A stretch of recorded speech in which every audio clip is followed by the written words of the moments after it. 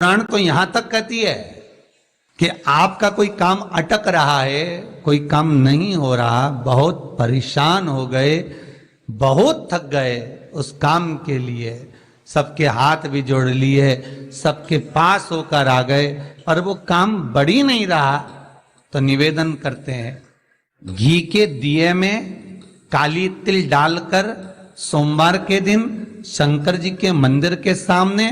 तुमरुका जी का नाम लेकर दिया लगाकर जिस काम को तुमने दुनिया के आगे कहकर देख लिया, कर देख लिया, नहीं हुआ, उस कार्य को एक बार दिया लगाकर निवेदन कर फिर जाकर देखना, काम आगे बढ़कर ही रहेगा, छूटेगा नहीं, अग्रण्य हो। कोई सहज नाम नहीं है तुमरुका जी का। कौन है तुमरुका?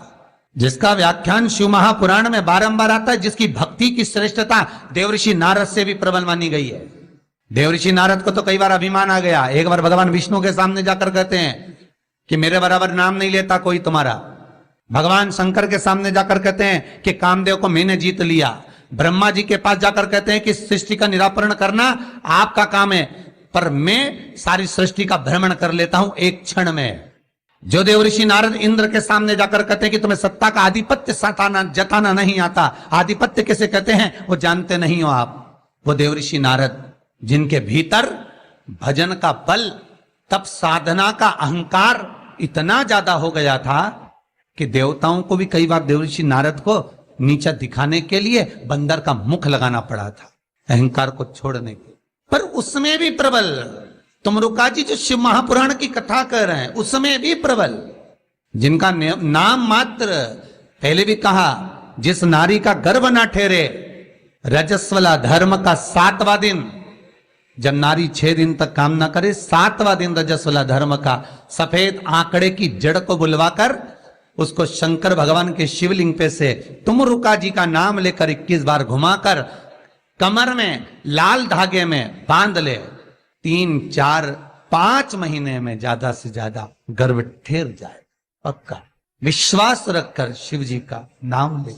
तुमरुका का स्मरण कर, ज्यादा कुछ नहीं बने तो शंकर के मंदिर में जाकर घी के दिए जला दो, 5 दिए लगा दो। और ज्यादा कमी पड़ रही हो धन की, संपदा की, सत्ता की, कोई प्रॉपर्टी, कोई दुकान, कोई धंधा पानी नहीं चल रहा, बहुत कष्ट में हो, बहुत तकलीफ में हो,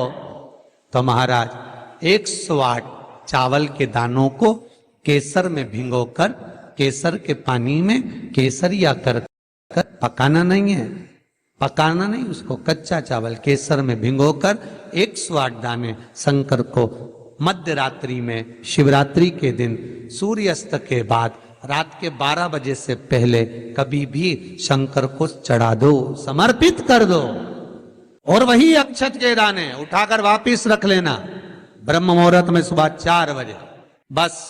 फिर बाबा पे सौंप देना। जितनी शिवरात्रि आती जाएंगी उतना धन बढ़ता चले जाएगा, बाबा पर